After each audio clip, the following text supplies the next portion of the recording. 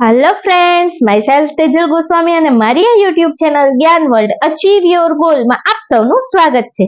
તો ચલો બાળકો, આપણે આપણા ધોરણ 8 ચેપ્ટર નંબર 2 એક્સરસાઇઝ 2.2 એક ચલ સુરેખ સમીકરણના દાખલા નંબર 13 તરફ આગળ વધશું. ઓકે બાળકો, પણ જો તમે હજી મારી ચેનલ પર નવા જ છો અને હજી સુધી મારી ચેનલને સબસ્ક્રાઇબ નથી કરી તો ફટાફટથી સબસ્ક્રાઇબ કરી દો અને બેલ આઇકનને પ્રેસ કરી દો અને તમારા જે ફ્રેન્ડ સર્કલ છે બરોબર, એમાં આગળ અને આગળ આ વિડીયો જે છે એને શેર કરો, જેથી કરીને ઘરે બેઠા બધાને સરસ રીતે એજ્યુકેશન શીખવા મળશે બરોબર, અને સારી રીતે એ લોકો ભણી શકશે. અને જો મારા વિડીયોને વધારે લાઈક, કમેન્ટ્સ અને સબસ્ક્રાઇબ આવશે બરોબર, તો મને આ વિડીયોને વધારે ને વધારે બનાવવાનું શું મળશે, મોટિવેશન મળશે બરાબર. તો આટલો સપોર્ટ જરૂરથી કરજો બાળકો. ઓકે, ચલો હવે અહીં આગળ વધીએ. એક સમય સંખ્યાને 5/2 વડે ગુણી પેલા રકમને પાઠ પાડી અને વાંચશું બરાબર, ફરજિયાત એને સમજશું પેલા, પછી મગજની અંદર લોજિક લડાવશું અને ધેન આપણે શું કરશું, આ દાખલો કેવો છે એકદમ આસાનીથી ફટાફટ કરી શકશું. ચલો જોઈએ. એક સમય સંખ્યાને 5/2 વડે ગુણાઈ ગયું રાઈટ. પરિણામમાં 2/3 ઉમેરતા એટલે અહીંયા પરિણામ સુધી પહોંચી ગયા. આપણને -7/12 મળે. તો શું કીધું, આ આપણને મળે છે આવું કીધું બાળકો, રાઈટ. તો ચલો આપણે પેલા શું કરીએ, ધારી લઈએ કોઈ સંખ્યા. ઓકે, તો ધારો કે શું લખશું બાળકો, ધારો કે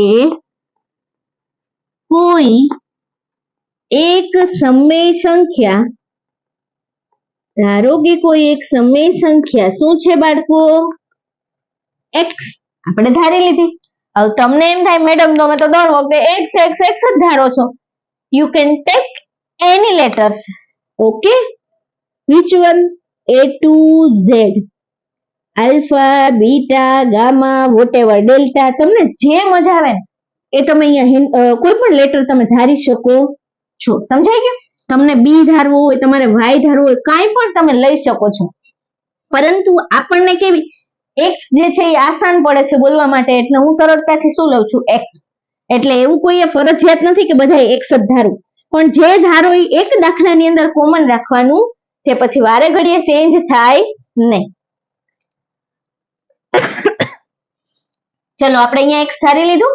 ઓકે, હવે શું કીધું, કોઈ એક સમય સંખ્યાને 5/2 વડે ગુણી. તો આ સંખ્યા જે કોઈ એક સંખ્યા ધારેલી હતી એને હું શું કરીશ, 5/2 વડે ગુણી નાખીએ એટલે 5/2 ગુણ્યા x. આ સમજાઈ ગયું કે નહીં? આના ગુણાકારમાં આવી ગયા, રાઈટ, આના ગુણાકારમાં આવી ગયા. પરિણામમાં 2/3 ઉમેરતા 2/3 આ ઉમેરી દીધું બાળકો આપણે. ઓકે, તો હવે આપણને શું મળે છે કે શું કીધું, આપણને -7/12 મળે છે. તો -7/12 અહીંયા સુધી સમજાણું બાળકો? ઓકે, હવે શું કરશું બાળકો, આ તો આવી ગયા અપૂર્ણાંક, તો આ સમીકરણનું સોલ્યુશન કેમ લાવશું, ચલો જોઈએ. ક્યારેય પણ બાળકો વચ્ચે સ્કીપ નહીં કરતા વિડીયોને, અધરવાઇઝ તમને જે સમજવાના પોઈન્ટ હશે એ સમજાશે નહીં, એટલે કન્ટિન્યુ વોચ કરજો. ઓકે, ચલો શું છે, અપૂર્ણાંકના સરવાળા અને બાદબાકી.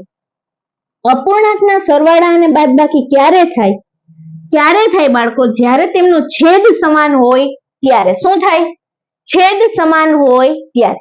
તો હું અહીંયા આ દાખલામાં છેદ જો 5/2, અહીંયા શું છે 2/3, 7/12, બધાનો છેદ કેવો છે, અલગ અલગ છે બાળકો.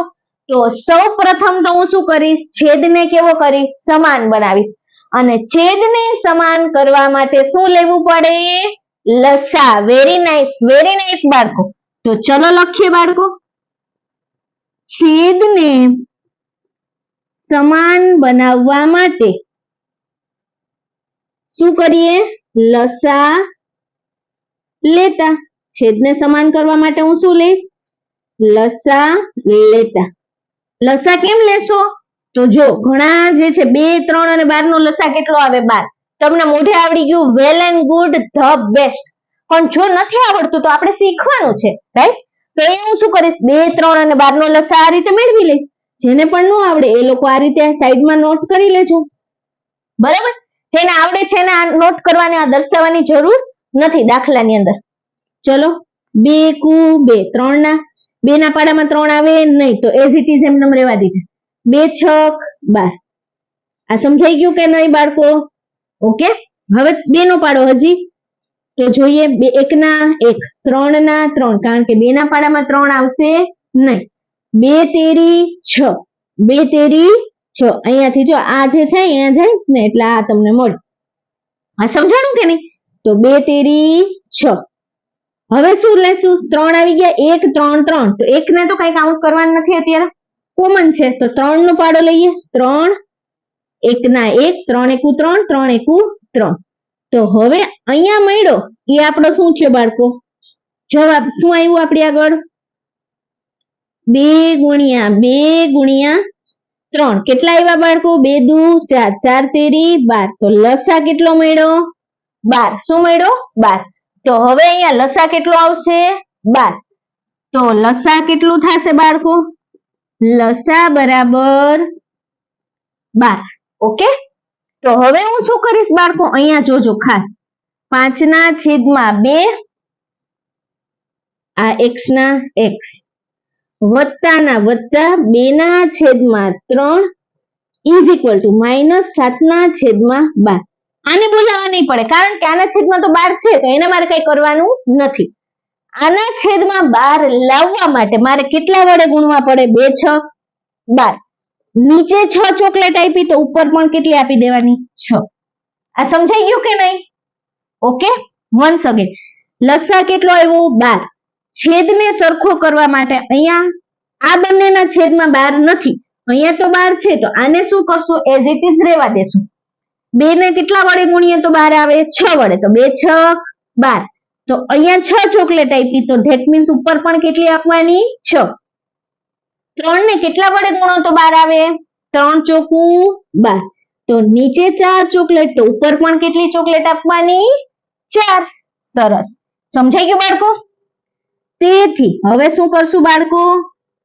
3 ડોટ એટલે તેથી. 6 પંચા 30, x છેદમાં 12, 6 દુ 12, વત્તા ના વત્તા 2 ચોકું 8, છેદમાં 3 ચોક 12, બરાબર -7 ના છેદમાં 12. હવે જો બધાના છેદ સમાન આવી ગયા કે નહીં? અહીંયા 12, આના છેદમાં 12, આના છેદમાં 12. ધેટ મીન્સ હવે આપણે શું કરશું? સરવાળા કે બાદબાકી અપૂર્ણાંકના કરી શકશું. ઓકે. છેદ સમાન થઈ ગયો, તો ચલો આગળ વધીએ. હવે ચલો શું કરશું બાળકો? હવે અહીંયા કઈ રીતે કરશું? યસ, કઈ રીતે? સરસ. તો હવે અહીંયા જો બંનેના છેદમાં 12 છે બાળકો, તો કોમન એક જ વાર લખું તો તમને કઈ વાંધો નહીં ને? હા. તો 30x વત્તા 8 ઇઝ ઇક્વલ ટુ -7 ના છેદમાં 12. આ સમજાઈ ગયું બાળકો? ઓકે. 30x વત્તા 8 ના છેદમાં 12 બરાબર -7 ના છેદમાં 12. શું કર્યું? 12 જે છેદ સમાન છે, તો એક વખત લખીને કોમન લખી નાખ્યો. હવે અહીંયા જો આના છેદમાં પણ 12 છે, આના છેદમાં પણ 12 છે, તો 12 કટ થઈ ગયા કે નહીં? ઓકે બાળકો, સમજાણું? તો હવે મારી આગળ શું વધશે અહીંયા? તેથી શું થશે? 30x વત્તા 8 બરાબર શું વધ્યું? -7. તેથી શું થઈ જશે બાળકો? 30x બરાબર -7 ના -7, આ +8 છે, સામેની સાઈડ જશે તો કેવા થઈ જાય? -8. આ સમજાણું કે નહીં? ઓકે બાળકો? ઓકે. સરસ. તેથી શું થશે બાળકો? 30x બરાબર માઇનસ માઇનસ પ્લસ, બે સમાન નિશાનીનો શું થાય? સરવાળો. તો 7 ને 8 15. મોટા પદની નિશાની, મોટું કોણ 8, તો 8 થી આગળ માઇનસ, તો આ કેવા આવશે માઇનસ. તેથી x ની વેલ્યુ મેળવવાની છે બાળકો, તો x ની હારે આ ક્યાં છે ગુણાકારમાં, સામેની સાઈડ જઈ તો ક્યાં વયા જશે ભાગાકારમાં. ઓકે, તો ચલો ભાગાકારમાં જગાડ્યા. હવે શું થશે, x બરાબર 15 એકુ 15, 15 દુ 30, તો -1 ડિવાઈડ બાય 2. શું આવ્યું, -1 ડિવાઈડ બાય 2. તો આપણને આ જે સમય સંખ્યા માંગી હતી એ મળી ગઈ. તો શું કીધું, તે સંખ્યા શોધો. આથી સંખ્યા, આથી માગેલી સંખ્યા શું આવશે બાળકો, x બરાબર -1/2 મળે છે. ડન? અહીંયા સુધી સમજાઈ ગયું બાળકો? તો આ સરસ હેન્ડરાઇટિંગ થી સારી રીતે તમારી બુકમાં નોટ ડાઉન કરી લેજો બાળકો.